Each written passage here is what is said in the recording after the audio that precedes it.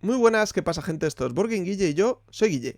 Y hoy os traigo un vídeo en el que voy a hablar de 10 juegos a los que me acerqué en primera instancia, única y exclusivamente por la temática, ¿vale? Esos juegos que te llaman por el tema del que van. O sea, esa temática que tienen, de sobre qué va ese juego. Y, pequeño disclaimer, he intentado que no todos sean adaptaciones de videojuegos, ¿vale? Porque a mí, aparte de juegos de mesa, pues me gustan mucho los videojuegos, sobre todo aquellos de los que luego sacan juegos de mesa, aparentemente. Y entonces eso, simplemente 10 juegos a los que en un principio me acerqué en la temática, por la temática, y de los cuales pues os contaré un poco sobre ellos y básicamente pues si mereció la pena o no, ¿no? Que muchas veces cuando haces estas compras un poco impulsivas, pues a veces no merecen la pena.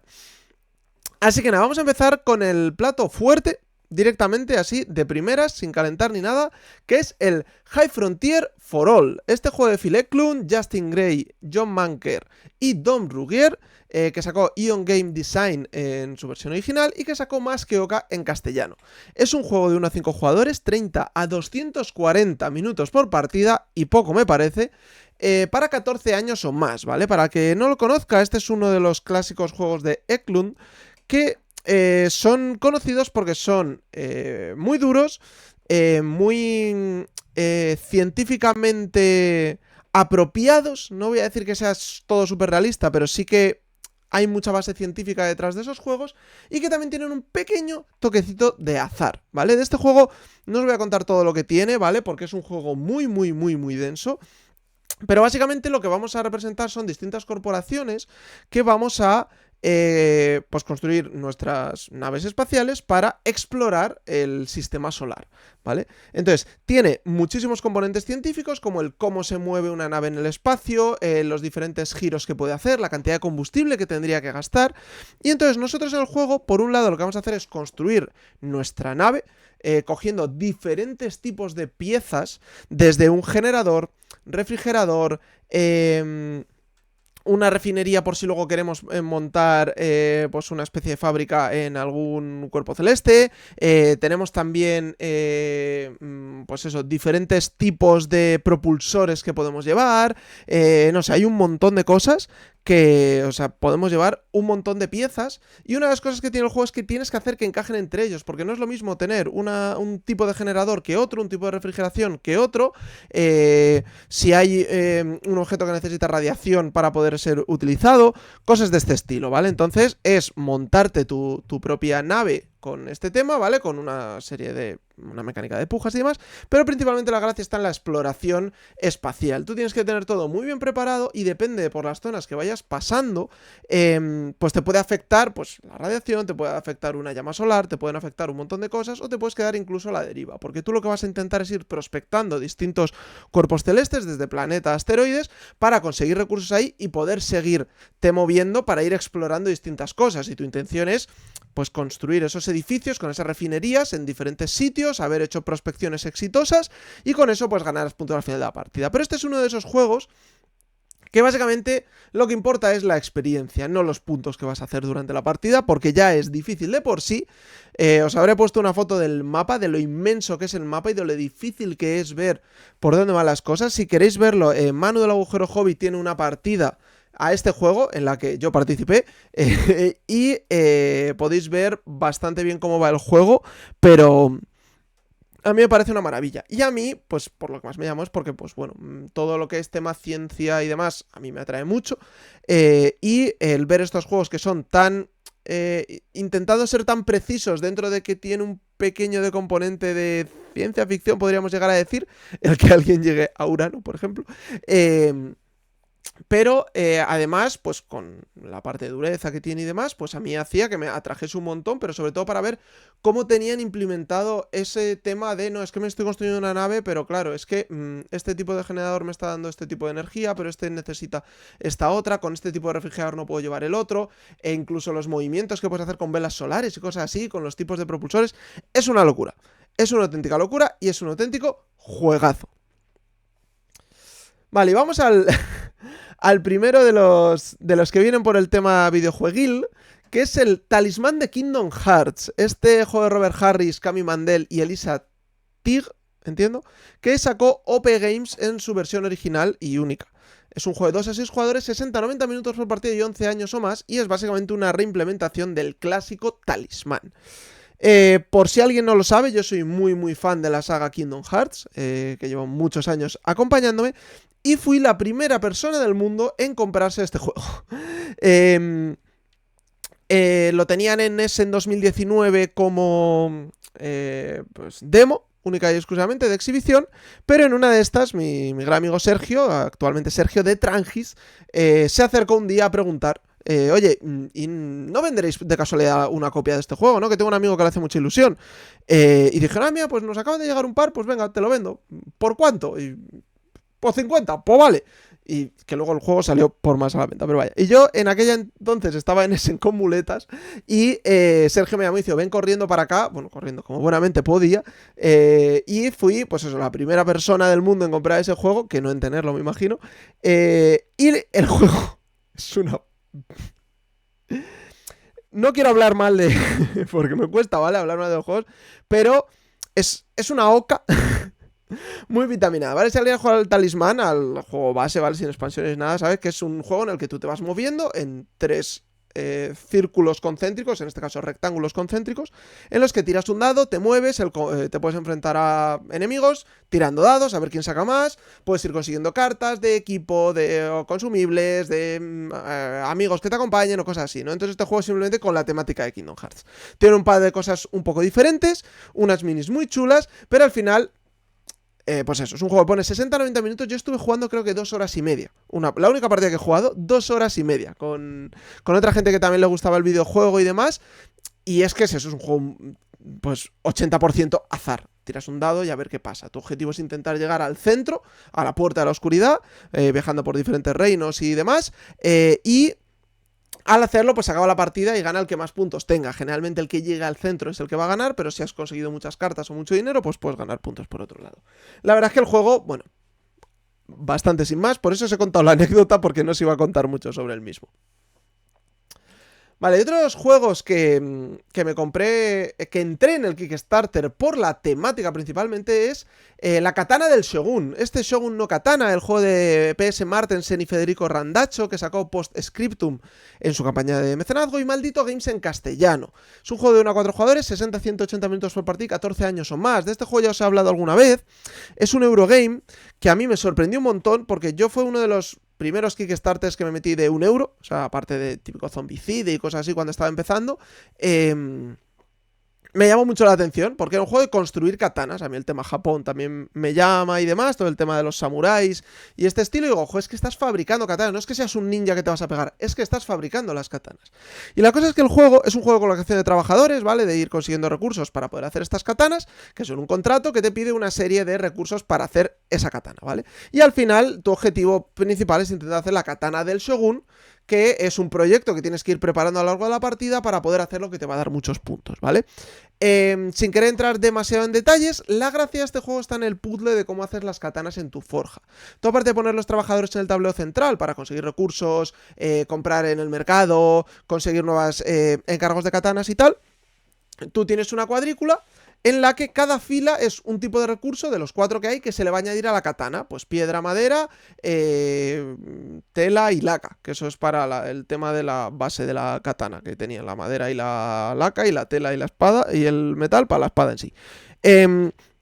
Entonces la cosa es que tú, si pones uno de tus trabajadores en una fila o columna, vas a mover todas las espadas que estén en esa fila o columna, y se van a mover hacia la fila o columna del material que le estás poniendo. Si ya estaba en esa, avanza, y si no, lo que hace es bajar o subir en esa columna a ese material. Todo lo que pasa es que cuando tienes muchas katanas, se van amontonando y tienes que optimizar muy bien los movimientos, porque cada vez que lo mueves le pones un recurso a la katana, y te suelen pedir mínimo 4, entre 4, 5, 6, la katana del Shogun puede tener hasta 7, entonces es un juego más duro de lo que parece, que es verdad que a mucha gente se puede hacer un poco largo, pero que a mí me sorprendió muchísimo y me encanta. Es más, bueno, ya comenté alguna vez que en parte por ser yo pesado, Maldito acabó sacando este juego porque yo le di bastante la brasa a mi amigo Juan, que trabaja en Maldito, y luego, pues bueno, cuando tuvieron la opción de verlo, pues le sonaría de lo que lo había dicho yo, o directamente igual lo pidieron a raíz de que yo le diese tanto la brasa, pero bueno, al final ellos, y solo ellos, decidieron sacarlo, pero me hizo mucha ilusión porque además cuando la siguiente vez que me vio me dijo, Juan, mira, pues que sepas que hemos sacado este juego que nos comentaste, tal. Así que bueno, la verdad es que es un juego que a mí me gusta muchísimo y no me arrepiento de nada de haberme metido por la temática exclusivamente. Bien, y el siguiente juego del que entré única y exclusivamente por la temática es el Dark Souls, The Board Game, el juego de mesa. Este juego de David Carl, Alex Hall, Mark Hart, Richard Loxam, que sacó Steamforce Games en una campaña de Kickstarter también hace bastantes años. Es un juego cooperativo de 1 a 4 jugadores, 90 a 120 minutos por partida, no se lo cree nadie, y 14 años o más. Es un juego que básicamente es la adaptación del videojuego Dark Souls, ¿vale? Que ahora mismo no me sale Steamforce Games y no son From Software, de la joder, editorial, publicadora, vamos, del estudio. Joder, lo acabo de decir. Bueno, en fin. From Software. Es un videojuego famoso por lo difícil que es. Y que tú, cuando te matan, pues básicamente vuelves a empezar desde el último punto de guarda, por así decirlo, y todos los enemigos han vuelto a aparecer. Entonces te tienes que ir como aprendiendo un poco cómo van las cosas, ir consiguiendo pues mejores armas, hechizos, lo que sea tal, ¿vale? Es un poco medio juego de rol. Y pues enfrentarte a unos bosses que son bastante complicados y que te tienes que incluso aprender un poco los patrones de ataques que tienen para poder esquivarlos, bloquearlos y así derrotarles, ¿no? Entonces el juego de mesa es una muy buena adaptación al videojuego. El problema es que en juego de mesa a la gente no le suele gustar tanto. Porque un juego en el que pierdes mucho, o sea, mueres mucho y tienes que volver a empezar y tienes que volver a repetir la habitación que ya has estado, es algo que a mucha gente no le gusta, pero que a mí como fan de la saga me gusta mucho. Este además tuvo una controversia en su momento porque hizo una autotraducción al castellano que se parecía todo menos al castellano. Pero al final es un juego de mazmorreo en el que tú tienes un personaje, puedes irle mejorando sus estadísticas, y el sistema que tiene de vida y energía es que tú para hacer ciertas acciones vas a gastar estamina y cuando te van pegando vas a subir, o sea, te van a ir haciendo daño. Entonces tienes la misma barra que si se completa del todo, mueres y pierde todo el equipo. Entonces tienes una serie de vidas en general entre todos y si no lo consigues, pues pierdes la partida. Vas a hacer 4 habitaciones y un miniboss y 4 habitaciones y un boss. Entonces las habitaciones normales, el tablero en vez de cuadrículas son nodos, que es como si fuese una casilla hexagonal a todos los efectos. Y entonces pues tú en tu turno vas a hacer X cosas, pero después de cada turno van a activar los malos, que en las habitaciones normales sabes lo que van a hacer, pero aún así es bastante complicado porque te suelen pegar bastante y no tienes mucha vida y tú no puedes bloquear, o sea, a ti te disparan. Bueno, no, perdón, sí que puedes bloquear, pero todo va con dados. Entonces, si te disparan o te pegan muy fuerte y los dados que tiras pues son no tan buenos, porque hay distintos colores de dados que con más o menos símbolos de éxito, pues bueno, te pueden hacer bastante daño. O si intentas esquivar, si fallas te dan del todo, cosas así. En fin, bueno. Típico juego de mazmorreo tira dados. ¿Dónde está la gracia? En los bosses, en los jefes finales. Los jefes finales de cada zona es una peana grande que tiene 4 orientaciones. Y entonces el jefe va a tener un mazo de acciones que va a tener una serie de habilidades que tú no sabes cuáles son y que va a hacer siempre en el mismo orden. Entonces, cuando las has visto una vez, te puedes intentar acordar para saber qué es lo que va a hacer después. Y normalmente lo que hace es orientarse, girarse, atacar, normalmente enfocándose en alguno de los héroes en concreto, pero está muy guay porque después de hacer su acción normalmente va a tener un lado que va a ser más débil. Si él te ataca desde la derecha, normalmente si le atacas por la izquierda va a ser más débil y le vas a poder hacer más daño. Entonces, bueno, es muy muy estratégico para ser un poco tiradados. Y a mí me sorprendió un montón, a mí me gusta bastante, pero sé que generalmente la comunidad no fue muy bien recibido. Y luego sacaron una versión más adelante que corregían algunas cosas y lo hacían más board game friendly. No tanto te vas a estar pegando hasta que te lo pases, sino más, venga, vamos a nivelarlo para que la gente que no lleve bien el estilo Time Stories y cosas así, pues lo pueda jugar. Bueno, y seguimos con otro juego que la verdad es que me llama bastante la temática, que es el Loveless and Babbage. Este juego de Scott Alms, que sacó Artana en la única versión que hay. Es un juego de 2 a 4 jugadores, 15-30 minutos por partida y 14 años o más, ¿vale? Es un juego de programación a tiempo real. Loveless y Babbage son los precursores de la computación moderna, ¿vale? Del tema de los algoritmos, la programación en ordenadores, ¿vale? Cada uno aportó su granito de arena, en teoría más Loveless que Babbage, en cuanto a la programación me refiero, pero pues básicamente es eso, ¿no? Entonces era como la temática de el primer ordenador, de estos que tenían una hoja con agujeritos, la metían en un sitio para leerlo y eso era el programa que le estabas metiendo, ¿no? Y entonces en el juego lo que vas a hacer es tratar de llegar a ciertos números haciendo operaciones matemáticas de sumar o restar ciertos números, y luego puedes incluso multiplicar o dividir por números sencillos, y vas a tener una serie de números objetivo que vas a tener que hacer para llevarte puntos, ¿vale? Entonces la cosa es una programación a tiempo real en la que todos empiezan desde el mismo número y dice, vale, pues vas a tener una serie de operaciones posibles, pues sumar o restar 1, 2, 5 o 10, sumar o restar, o sea, 1, 2 o 5, perdón, sumar o restar 10, 20 y 50, creo que era. Y luego tienes uno que te hace, pues, dividir por 2, multiplicar por 2 o cambiar los dígitos del número que tienes. Y entonces la cosa es que tú a tiempo real tienes que decir, vale, pues hago esto, le sumo esto para llegar a este número, que es uno de los objetivos que tengo, ahora le resto este, que es otro de los objetivos que tengo, y cosas así, ¿vale? Los objetivos van a ser unos comunes y otros privados de los números a los que tienes que llegar, y normalmente el primero que lo haga va a tener un poquito de ventaja frente al resto de luego cómo conseguir pues las cosas que te dan puntos, ¿no? Entonces me parece un juego muy original, muy muy divertido, la verdad es que obviamente si se te dan malas matemáticas no te acerques, o sea, si te cuesta sumar o restar a una velocidad más o menos ágil, ya no digo normal, digo ágil, probablemente te frustre un poco, pero la verdad es que es un juego bastante divertido y bastante entretenido del hecho de, tengo que hacer esto, tal, no sé qué, y de ver, montarte el puzzle en tu cabeza de cómo llegar, porque al principio tienes esos números fáciles de sumar o restar, pero luego en siguientes rondas se van metiendo más, y a lo mejor te dice suma o resta 17, o suma o resta 32, y entonces ahí es donde ya tienes que intentar encajar para llegar a los diferentes números. Probablemente nadie que esté escuchando le atraiga mucho el juego, como según lo estoy comentando, pero os aseguro que la gente que la prueba le ha gustado bastante. Vale, y seguimos con Portal, de Uncooperative Cake Acquisition Game. Este juego anticooperativo de adquisición de tarta, ¿vale? Este es un juego que creó Jeep Barnett y sacó Cryptozoic Entertainment junto con Valve en su versión original. Es un juego de 2 a 4 jugadores, 30-45 minutos por partida y 15 años o más. Valve es el propio estudio que sacó el videojuego de Portal, ¿vale? Los videojuegos de Portal, que son los videojuegos famosos por hacer puzzles con unas pistolas de portales, que tú disparas un portal a un lado y otro a otro, y si entras por ese lado, sales por el otro. En fin. Pues este juego no va de eso. Va de que somos empleados de la empresa de hacer experimentos con la gente que lanza los portales, que es como una empresa malvada que hace experimentos con la gente. Entonces estamos representando que estamos en el laboratorio llevando diferentes sujetos de prueba.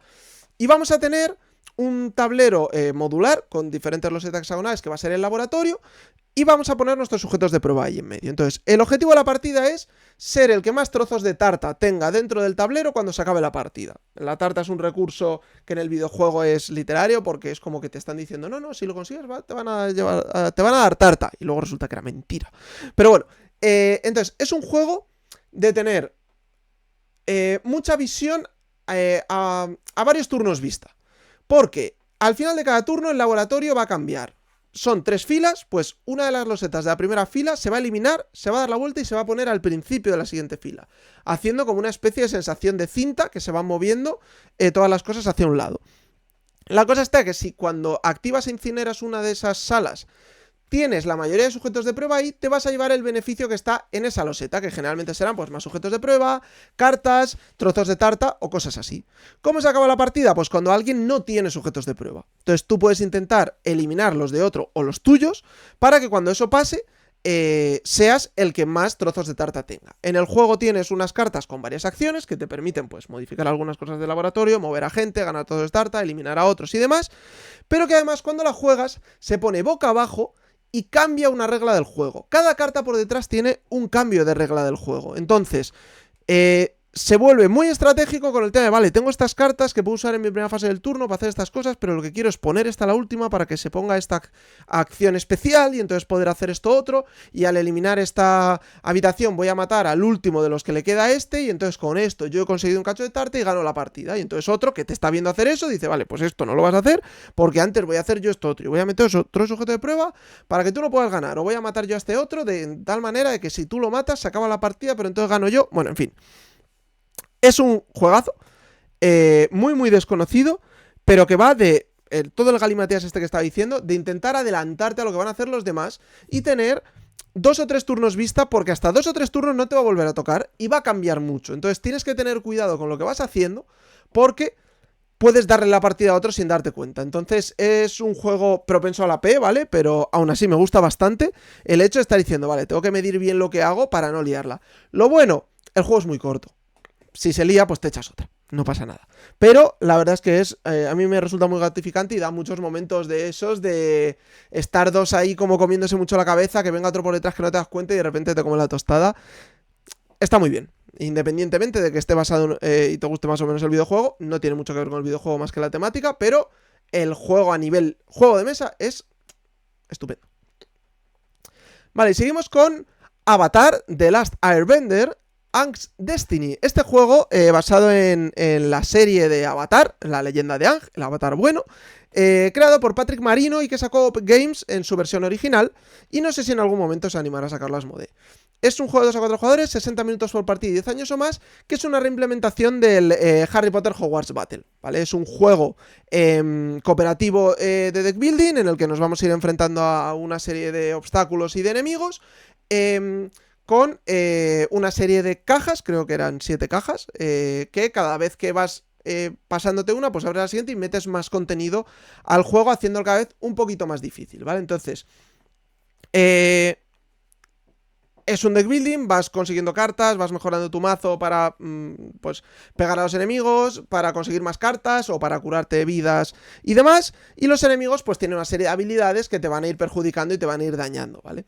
¿Qué diferencia tiene con respecto al Hogwarts Battle? Pues que todas las partidas vas a tener una serie de objetivos que tienes que ir cumpliendo durante cada partida, y cuando lo vas cumpliendo te van dando cartas que vas metiendo en medio, porque se supone que estás representando un poco lo que es la serie de Avatar, y entonces pues en medio de una de las partidas pues transcurre varios capítulos, por así decirlo, entonces de un capítulo a otro pues has desbloqueado a este compañero, pues te lo dan en forma de carta para que te lo pongas, ¿vale? Tú vas a poder llevar a los diferentes héroes de la serie, y esos pequeños objetivos que tienes que ir haciendo, sumado a tener que derrotar a todos los enemigos, pues hace que cambie un poquito. Pero es que además mete el tema de la manipulación de elementos, que es una cosa que pasa en la serie de Avatar, ¿vale? Tierra, fuego, aire y agua. Que pues cada uno de los personajes va a poder manejar uno de esos elementos. Entonces, aparte del mercado común, va a haber un mercado de cada tipo de elemento, y las cartas van a tener dos partes, una parte que puede hacer cualquiera y otra parte que solo puede hacer alguien que sea afín a ese elemento. Pero hay un tipo de cartas que son como compañeros, que si los bajas a tu zona, en vez de usar su carta, su efecto descartándola, vas a poder utilizar ese elemento porque se supone que lo está utilizando tu compañero. Entonces está bastante guay porque mete también una capita más al deck building.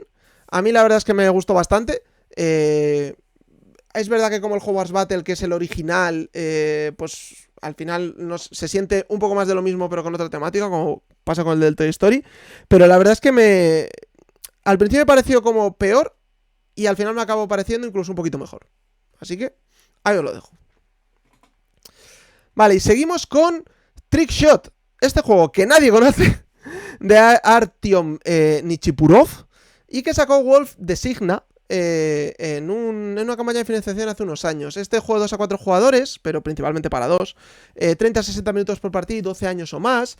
Es un juego que es un partido de hockey sobre hielo, ¿vale? Aquí os doy un pequeño matiz sobre mi vida si alguien no lo conoce. Yo he competido a nivel nacional en hockey sobre hielo, me gusta mucho el deporte, y entonces cuando vi este juego pues me lo tenía que comprar, ¿vale? Al final el juego es muy parecido a lo que podría ser un Blood Bowl, el juego este de fútbol americano con temática fantasiosa, en el que cada turno uno de los dos equipos va a hacer pues su jugada por medio de un push your luck. Tú vas cada acción que hagas vas a añadir un dado más a la tirada. Y entonces si en algún momento te salen unos determinados símbolos en el dado, se acaba tu turno. Y entonces tú te puedes mover, puedes dar un pase a alguien si tienes línea recta o diagonal, puedes intentar quitársela a otro, puedes cargarle, puedes disparar a portería, puedes, pues bueno, hacer cosas que se hacen en el hockey sobre hielo, que como probablemente no sepáis mucho hockey sobre hielo, no me voy a poner aquí con mucho tecnicismo, pero la cosa está en eso, que tú vas haciendo el push your luck y si en algún momento fallas, pues depende de la acción que estabas haciendo, pues si es un tiro a puerta solo para el portero, si es un pase pues tiras un dado a ver hacia dónde se va el pack de lo que has fallado, si es una carga a otro le puedes hacer una falta o cosas así, y luego también que cuando tú vas haciendo tiradas, uno de los símbolos del dado es que el otro jugador puede reaccionar y puede mover a alguien, pues para ponerse en mitad de la línea de pase, para evitarte que entres por un sitio y cosas así. Entonces es un juego que no es muy difícil de jugar, tiene un par de modos avanzados, que puedes meter habilidades especiales a cada línea, o sea, como cada grupo de gente que está jugando en cada momento y cosas así. Y la verdad es que me pareció bastante guay, me parece que está bien implementado para ser un deporte como el hockey, que es un deporte súper rápido y súper dinámico y todo a la vez. Pues era muy difícil de hacer, pero aún así me parece que está bien. Y es lo que os digo, tiene cierta reminiscencia al Blood Bowl, que es un juego que está bastante... Ese sí que es muy conocido y que a la gente le gusta bastante, a la gente que está metida un poco en eso, pero siendo caja cerrada, solo esto y ya está, no te tienes que estar metiendo en hacer equipos que tengan habilidades dependiendo de la unidad con la que estás jugando y tal. Aquí tienes defensa, delantero, tienes defensas, alas y centro y el portero, y pues uno corre más que otro es más grande que otro para las cargas y cosas así, pero bueno, la verdad es que está muy chulo porque es difícil meter un gol, tienes que ver, porque claro, tú primero te mueves y para dar el pase al otro, tienes que haber movido al otro para luego poder pasarle. Y no puedes repetir dos veces la misma persona. No puedes hacer me muevo y tiro. Sino que es a lo mejor me muevo, luego muevo al otro, le paso, luego el otro se mueve para acercarse a portería. Cosas así. Y como cada vez vas metiendo más dados, tienes más probabilidades de fallar ese push your luck. No sé, está muy guay, la verdad. Pero bueno, creo que no lo conoce ni Dios. Así que pues tampoco os voy a dar mucho más la chapa con este juego. Vale, y pasamos al último prometido de temática de videojuego, que es el Cuphead Fast Rolling Dice Game. Este juego que también sacó Patrick Marino con OP Games. Es un juego cooperativo de 1 a 4 jugadores, 30 a 45 minutos por partida y 12 años o más, ¿vale? Este juego basado en el videojuego homónimo, Cuphead. Este juego que principalmente iba de intentar esquivar ataques de los enemigos, del boss principalmente, e irle disparando entre medias, pues lo han transmitido a un juego cooperativo de lanzar dados a tiempo real. Lo que vamos a hacer es enfrentarnos a distintos bosses, tienes 8 cajas con diferentes bosses, puedes jugarlo un poco a modo campaña, que a medida que vas abriendo cajas te van dando pues mejores armas o objetos, habilidades que vas a poder ir teniendo, pero básicamente cada boss, aparte de que cada uno tiene unas mecánicas un poco diferentes, muy bien acopladas a cómo son en el videojuego, o sea, la verdad es que está bastante bien tematizado en este aspecto, tú vas a tener siempre 6 dados, y entonces el enemigo va a sacar 3 cartas, y en esas cartas puede tener 1 o 2 símbolos, que son lo que tienes que hacer para esquivar su golpe. Tú tienes 3 vidas, si te dan 3 veces te mueres y hemos perdido, ¿vale? La cosa está en que entre todos, cada uno va a tirar sus dados y tú tienes huecos en tu tablero como de cada una de las cartas del enemigo. Y tienes que irlas poniendo de izquierda a derecha intentando poner los símbolos que aparecen, pues un salto, agacharte, esquivas y cosas así, ¿no? Y si tiene 2 símbolos, pues tienes que poner los 2 y ya está. Pero si solo tiene uno y consigues poner el símbolo de esquiva, puedes meter un símbolo de disparo en medio si te ha salido, y ahí es donde le vas haciendo daño al enemigo. Entonces es eso de tengo que ir esquivando y disparando, pero todo esto en 30 segundos. Tiras, coges tiras, lo que tú quieras, coloco este, cojo tiro, si pasas a una siguiente carta ya no puedes volver atrás, y todo muy rápido, intentando que no te den e intentando derrotar al enemigo. Si se le acaba todo el mazo de cartas que tiene el enemigo, pues se resetea y a ti te van a quitar puntos. Al final de cada enemigo te dice el rango que has conseguido, D, C, B, A o S, en función de pues las vidas que te queden, los parries que hayas hecho, bueno, cosas así. Y entonces, pues básicamente es un juego de... O sea, ya es difícil de por sí, pero ya si pues has jugado mucho, pues te puedes intentar pasar a decir, venga, pues voy a intentar hacer la puntuación perfecta con cada boss, que además tienes una hojita para irlo apuntando. Entonces la verdad es que está muy chulo y es totalmente escalable igual a todo número de jugadores. Así que esta recomendación, la verdad es que a mí me gusta mucho. Es que OP Games no suele traer muchas cosas en castellano. Sacaron el Hogwarts Battle y yo creo que por ser de Harry Potter y ya está. Pero bueno, juegazo. Vale, vamos a acabar con el primero de todos los juegos de esta lista que me compré. Y que es el Juego de Tronos, el juego de tablero. Este juego de Christian T. Petersen, que sacó Fantasy Flight Games. Y creo que aquí en castellano lo llegó a sacar Edge. Es un juego de 3 a 6 jugadores. Mentira, es a 6. Que dura 120 a 240 minutos por partida, 14 años o más. Este juego ambientado en los libros, que no en la serie, de Canción de Hielo y Fuego, o de Juego de Tronos, vaya, para los que lo conocen, de conquista de los 7 reinos de Poniente. Entonces vamos a ser 6 de las casas que están pues eso, en Westeros, en los 7 reinos, en Poniente, vaya. Y lo que vamos a intentar es conseguir 7 castillos o fortalezas en el tablero, que si lo hacemos ganamos la partida, o al final de ronda ser el que más castillos o fortalezas tengo. ¿Cómo vamos a hacer eso? Pues básicamente el tablero es, pues típico tablero de regiones, pues adyacentes entre sí, tenemos unas unidades, pues que si soldados, caballos, torres de asedio y cosas así para irnos pegando. La cosa está en que el juego se hace con una programación de acciones oculta. En cada zona en la que tengas unidades le vas a poner una fichita y hay 5 acciones diferentes. Una acción que es para conseguir poder, que simplemente es que luego al principio de cada ronda hay una serie de eventos que pueden pasar y que cambian distintas condiciones de la partida, como el que va antes en orden de turno, o el que puede usar más o menos acciones avanzadas. Otro que es una incursión, que lo que haces es básicamente quitarle una ficha a otro que tengas al lado, siempre que no sea defensa o de ataque. Tienes defensa, que si te defiende, o sea, si te atacan, tienes más puntos de combate. Tienes ataque, que es para moverte a otro sitio y si hay alguien, combatir. Y luego tienes apoyo, que es que puedes básicamente apoyar con tu fuerza a un combate en una región adyacente. Y lo mejor que tiene este juego es el combate, que no hay dados. Es un combate en el que tú sumas la fuerza de tus unidades con la fuerza de las unidades de otro. Cada uno va a tener una mano de cartas de casa, creo que eran 7 si no me equivoco, y cada uno va a jugar una a la vez, que tienen una fuerza que se va a unir a tu fuerza de combate y una habilidad especial, que ahí es donde está la magia, el que de repente pueden cambiar las tornas. Y en función de eso, el que más tenga, gana el combate directamente. Hay una serie de iconos de espadas, torres y cosas así que puedes hacer que destruyas o no a otras unidades, pero generalmente se van a tener que replegar a una zona si pueden, y si no, pues a tomar por saco. Y entonces con eso, pues tú lo que vas haciendo es ir intentando conquistar todo, pues mucho come orejas, mucha negociación, muchas cosas así. A mí normalmente este tipo de juegos, como lo llama la gente un poco Risk, no me gustan, y este me gusta bastante, porque al final puedes hacer tu estrategia, puedes ir viendo cómo se va generando todo, y el problema que tiene el juego es que si no se juega a 6, está desbalanceado, porque el mapa es el mismo y hay ciertas casas que tienen ventaja frente a las otras si falta alguna, ¿vale? Hay un par de expansiones fan-made que sacaron, una para jugar a 4 con un modo bastante chulo y otra para jugar a 6 en un escenario distinto.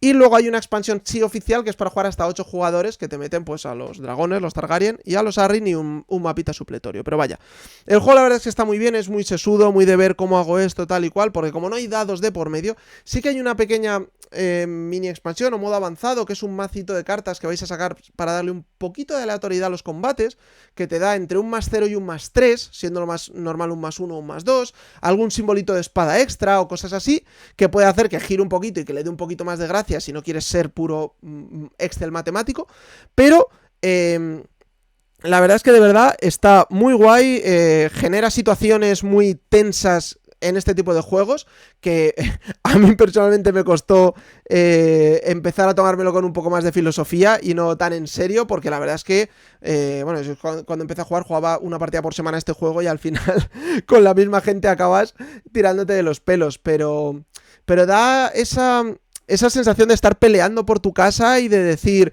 es que necesito este castillo, necesito hacer esta ampliación, necesito esta cosa. Y luego también una cosa que no puedes evitar, que es el tema de, va a ganar este, tenemos que ir a por él.